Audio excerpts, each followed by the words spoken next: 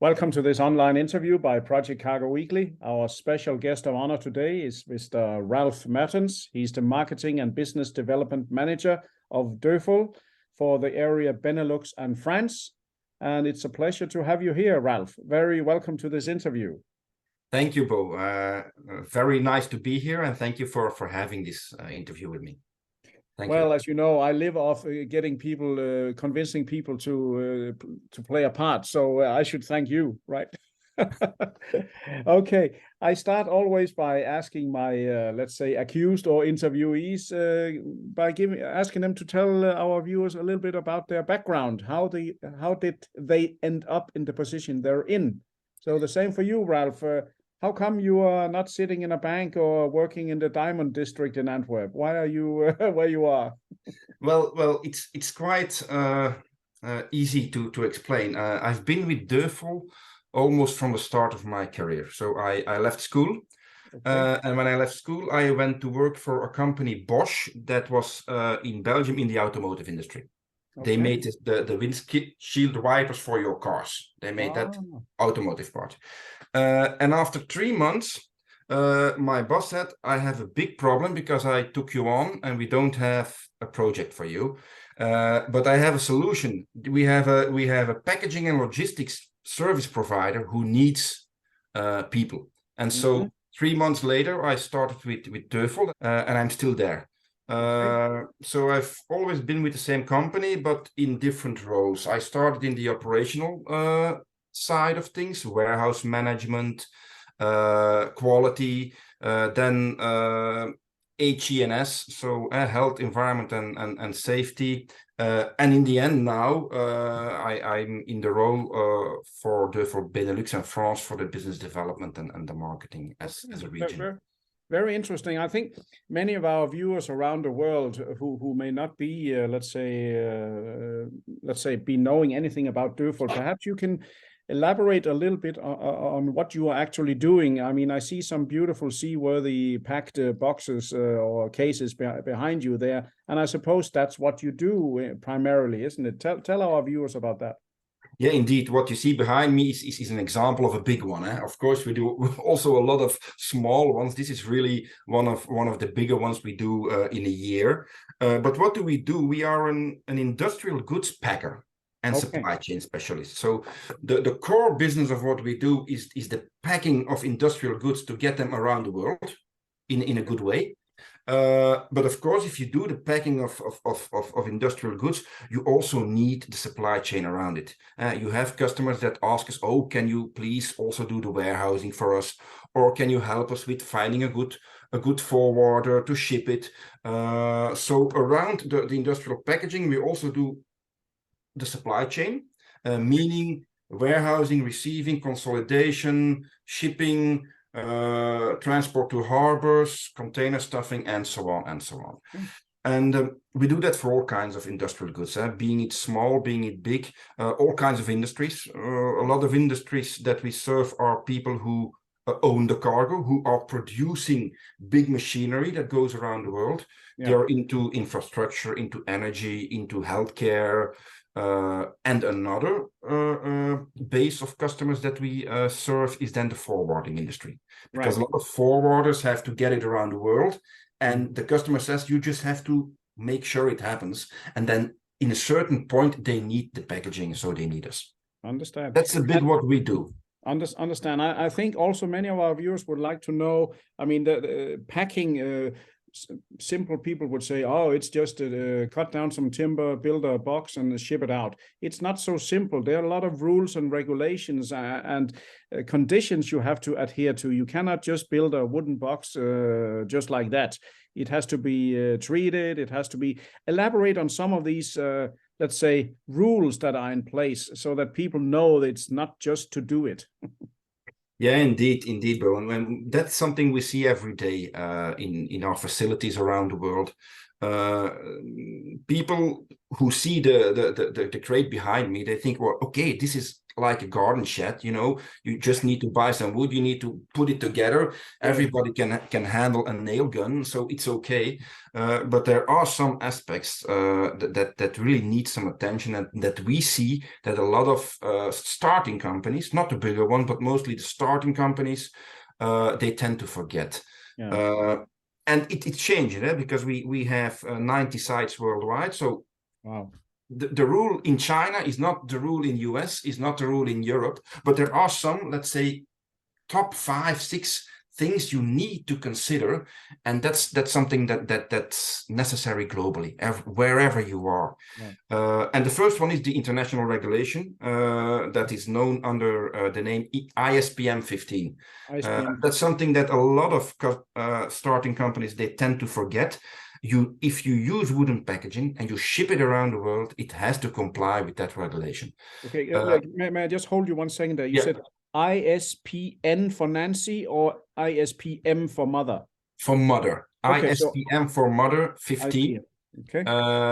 And it's a regulation from the International Panel on Plant Protection Convention. Okay. And it bottom line, it states that if you ship wood around the world, you can get some pests inside it. Okay. You can get some living material, eggs from some insect in it, and it travels around the world, and it will generate pests in another continent. Right. And that's why, quite simple, you have to make sure that the wood that you use is free of pests. Got it. So it has to be treated. I mean, it has to be treated. And does that mean, is that heat treating or gas, or how is that done? Well, in general, you have two methods. You have the heat treatment, which is the most common one. You heat your wood for a certain time above a certain temperature, so you kill the pests. Another one is you use metal bromide. That's a gas that you use, but pay attention, metal bromide is not anymore possible everywhere. For instance, Europe has prohibited the use of the metal bromide technique. Okay. So what we do as a Deufol company, we just use heat treatment everywhere. All right. That was the ISPM 15, and now our viewers at least can look that up or Google that up, unless they go to your website, of course. What else of key things would you say that must be followed no matter where you are? Yeah, no matter where you are, the cargo that most industrial players ship, it's valuable. It's valuable because it's valuable at itself, or it's very important for a big project. A small valve can be a huge important piece for, let's say, a mining project or an upstream oil project. Sure. So that valuable cargo, that has to be protected optimally. And that's what packaging does. Packaging mainly does 2 things. It makes sure that you can handle something very easily in a port, in a warehouse. So it needs to enable the easy handling of your goods, and it has to protect and conserve your goods. And there again, we see that if people tend to not think on packaging too much, they forget that aspect, and they indeed build a packaging, but a packaging that is not strong enough to withstand, let's say, lifting in the port. Oh, yeah. Right. Or that's not conserving the cargo inside, so it is protected against humidity when it's necessary. Yeah. So that kind of things, we call it perfection in protection. You need to protect the things that you want to have arrived at destination in a perfect condition, because then the value is there. Then the customer will pay. Then your project can go on. If you don't do it and your packaging does not protect your cargo, well, then in the end, you'll have issues. Yeah. So that's something that we see that happens a lot. Strength of packaging and the protection of the goods inside, that's not that optimal. And the last thing that we also see, we see it not a lot, but we see it more and more, that is that for bigger machinery and for bigger cargo, people tend to forget to secure the cargo inside the pack. Yeah. And what you see behind me, if you don't secure it, the first thing it will do when you handle it, it's like an eggshell. It will break out of the eggshell. Exactly. And that's also something, well, there are international guidelines for that. There's a lot of information that a professional packer knows how to do it perfectly, without damaging the cargo itself. But that's something that we see that also a lot of companies tend to forget from time to time. So they feel that, it looks like it's safe in that crate, and then it's not fastened or, let's say, secured in the crate, so it'll just the smallest bump up and down or on board the ship, it'll come out of the crate even. Indeed, Bo. And a crate looks very good, because a crate, mostly, if you see it behind me, that has walls, wooden walls of maybe sometimes up to 5-6 centimeters. So everybody, the gut feeling says this is good, but inside there's 20, 40, 60 tons of material. And that has an immense strength when being on the ocean. So people indeed tend to forget. And something, a last detail that we also see that non-professional packers or people who try to do it themselves forget is that for a lot of cargo, you will need direct lashing, which means that the captain on the ship, who is responsible for his ship and for the cargo there and for his men, he will ask that, even if it's well packed, that he will demand that he can lash the cargo inside the packaging onto his ship directly. Direct lashing, that's called. And if you forget it, and you're there at the moment of loading, and your cargo is rejected just due to that fact that you haven't foreseen that possibility, well, then your cargo stays in Antwerp or in Hamburg, and it's not on the vessel. So that's also a detail that a lot of people tend to forget. And direct lashing is something that has to already be thought about in the design process of the machine, because you need a direct lashing point there in your plan. Got it. So since I am a little bit privy to know you, since I was part of the recently Antwerp XL conference held in your beautiful city, I also saw your great facilities down there, and I'm not saying this for Ralph's benefit or the viewers' benefit. I'm saying it because I mean it. So it was really a great trip there to see what you offer. You mentioned during that meeting to see your facilities, that case you had with some export shipments into the US, which were then rejected time and time again because of trying to explain. That was quite of a case in point, that they simply, for some reason, in particular case in a state in the US, rejected the packaging, wasn't it? Packaging is from time to time rejected everywhere, and that's due to what we just mentioned, ISPM 15 rules. Right. But because you don't only need to pack it accordingly, you also need to prove it to the customs. And if the customs see that they're not pretty sure that the packaging is ISPM 15 compliant, even when it is, when they have. And indeed, we have seen a rise of rejections, mostly in the region US Houston, of cargo entering there, due to the fact that the customs thought something was wrong with cargo, even if it was not. But it's always kind of an interpretation. If you pack accordingly to ISPM 15, but you don't put the proof of that on the wood, meaning on every wooden part that you pack separately, you need a stamp, you need a license for that. And if that license and that stamp is not made clear, then of course customs at the custom entry point, they cannot see it. So if they don't see it and there's doubt, they will reject the cargo. And that means, that doesn't mean a fine, like you drive too fast and you get a fine, and you drive further on and you say, okay, I'll pay the fine. No, an ISPM 15 rejection means that the cargo will go back. It won't enter the country unless ISPM 15 problem is solved. And that means you solve the problem there at the point of entry, or you get it back. Okay, that's a pretty costly affair. I mean, would there be cases where the rejection is deemed as unreasonable? You know what I mean? It's always a matter of interpretation.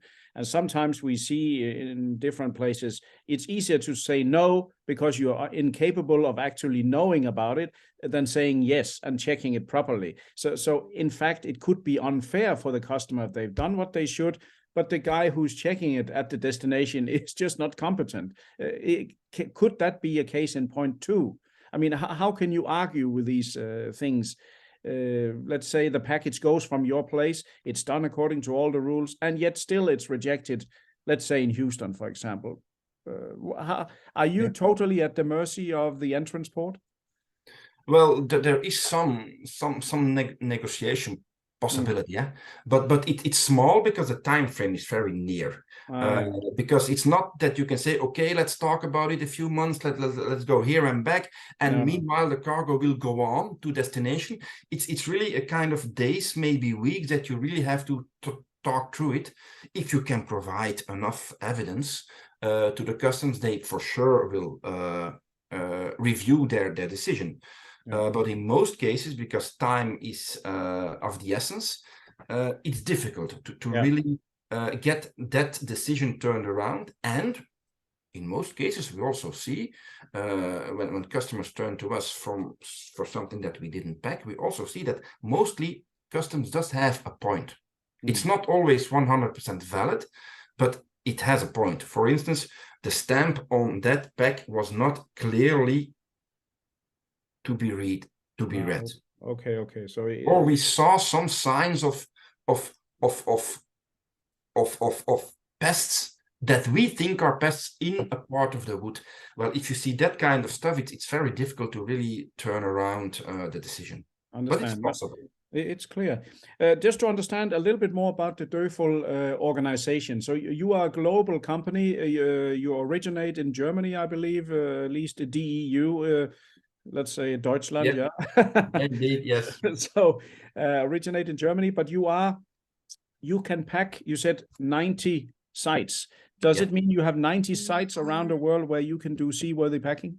Yeah, indeed. Just coming back on what we talked about, the ISPM 15, one tip maybe, what we developed as Deufol to get rid of all those kind of discussions with customs worldwide, we have a packaging that we call comply.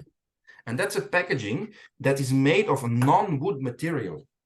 This means that we don't need to comply with ISPM 15.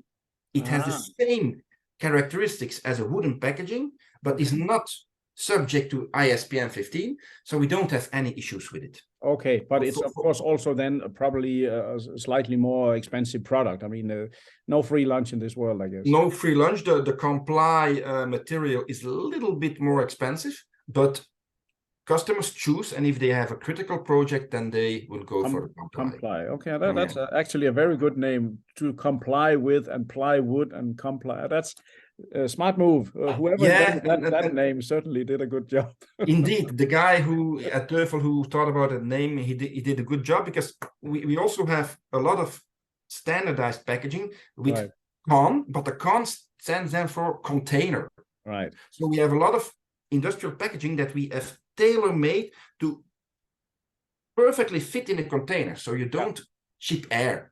And therefore we have the con PAL pallets and the con box gun. And then somebody must have thought, let's stick with the con and let's make a comply.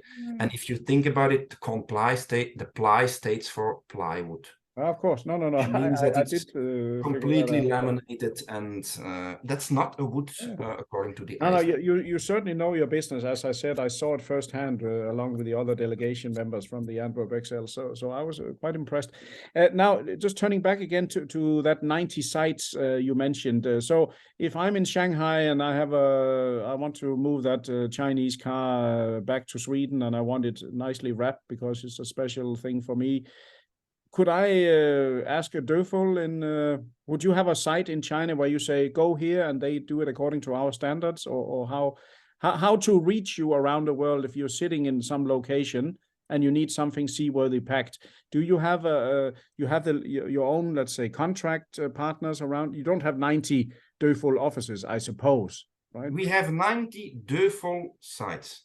Okay. Deufol sites, really Okay. Deufol sites. And Wow. a part of that, we have a lot, I think about 15, 16, let me say, Deufol partner locations. So you have Okay. to add them. For instance, India, we are not present as a Deufol company, but we have 6 partner locations there. Okay. The 90 sites I'm talking about, approximately 90, because sometimes we merge some, sometimes we buy some. Let's say approximately 90 that are Deufol locations, real Deufol locations. That's I'm very impressed in this case, because that means you can get the let's say, for whatever it's worth, quality that in Europe we claim to have these days. You can get it around the world, so to speak, right? Well, yes, and to be honest, let's say a decade back, those 90 sites were 90 sites, and a lot of them were standalone. But something that we as Deufol started with our new CEO, let's say about 5, 6, 7 years back, we tend to harmonize all the sites. We have them use the same packaging design, a homemade Deufol packaging design system, and we have, for the most important stuff, a Deufol design system together with Deufol standardized materials that we use. So indeed, wherever you need the packaging, you have a big chance that we are in the neighborhood, being it US or being it China or being it Europe.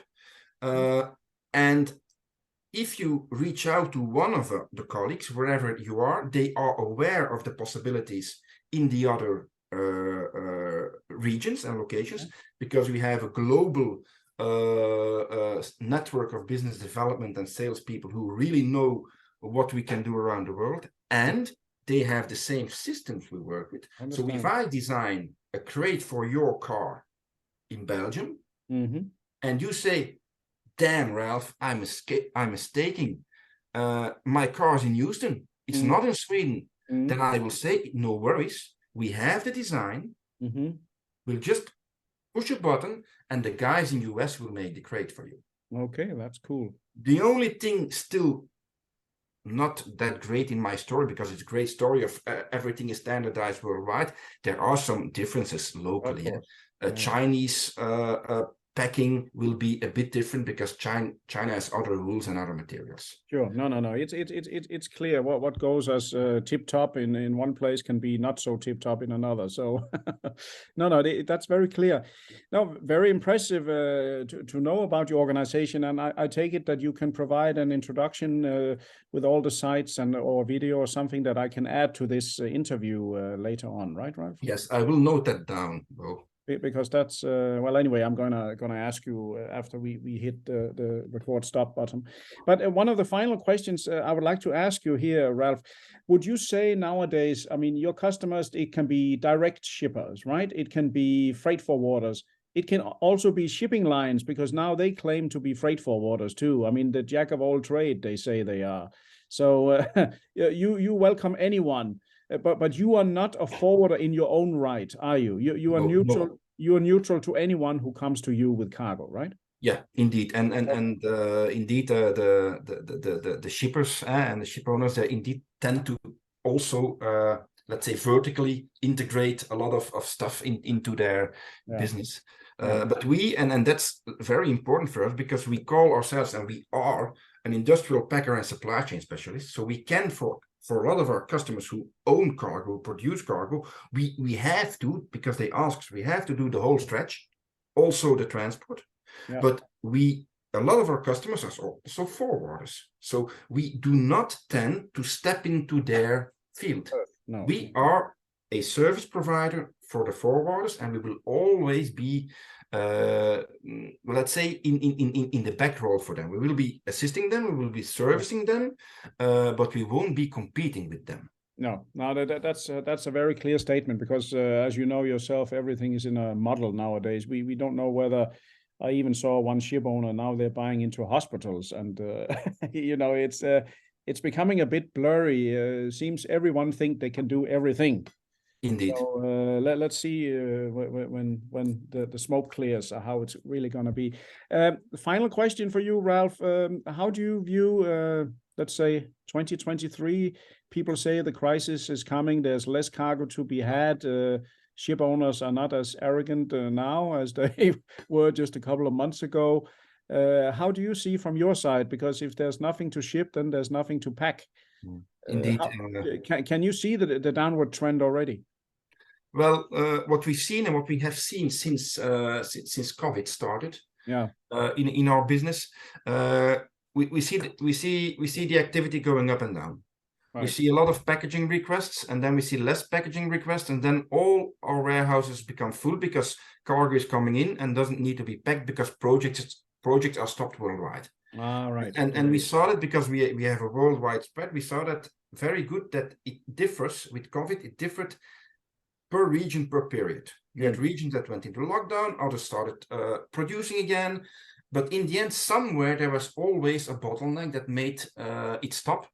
And that's why we see that these years we were a bit on a bumpy road. Right.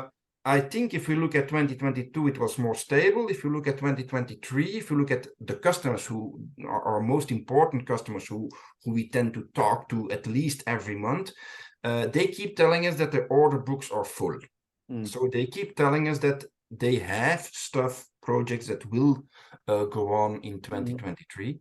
So I think short term we have to wait and see, but the let's say the cargo owners and the producers are there with projects. So if projects are planned, we hope they can continue in the long term, and that's where we as Deufol tend to look. In the long term, we see that the trends that started will only increase, and those trends are that we need to reduce the footprint of the packaging. We have bigger companies who ask us to reduce the footprint of the packaging, CO2 wise, use of material wise, cost wise.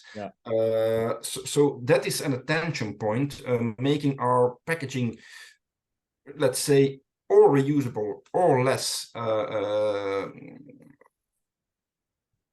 strengthful for planet resources. That's one trend that we are working hard on because we know it will come. In the early days, people ask us to make a pack that transports well and gets the goods safely at destination. Now they will ask us to make a sustainable package also. So that's a trend that we see and that we will have to take into account, being it a reusable transport frame in steel, better and less wood, and with let's say recycled PE foil instead of non-recycled, and so on intensively with the multinationals, is that they try to ask us to help them, and they try to manage their supply chain better. They want less CO2, they want less transport costs. But very impressive, your company overall, a global footprint, so to speak, and a global packaging capability. You know your stuff. So with that, I would like to say many thanks to you, Ralph. Well, many thanks for having me, Bo, and also many thanks for visiting us in Antwerp and visiting our booth. 2023 Antwerp Excel is coming up, and we also have the Breakbulk in Rotterdam, which I think you will be attending. Definitely. So don't hesitate and drop by. No. And of course, I still remember some guy owes me some coasters. Indeed, and that's what I wanted to mention. The coasters I gave you then, they were not that, what we call picobello. They were not that good. I promise you, I will get you some good ones. You are a great guy, because nice to put the bottle on the coaster, a really sustainable coaster, so to speak. And ESPM 15 compliant. Of course, must be. Otherwise, I will not use it. Indeed. Okay. Again, yes, thank you, Ralph. And to all our listeners, viewers, and readers from around the world, apologize for my internet hiccup here at the end for a minute or two. But this was was yet another great interview by Project Cargo Weekly. Our special guest of honor today has been Mr. Ralph Mertens, the Marketing and Business Development Manager of Deufol for the area Benelux and France, a most capable and, as I also believe to know, a hardworking gentleman. Even he's from Belgium, he's hardworking. So thank you all, and stay tuned for more interviews with Project Cargo Weekly in the near future. Thank you.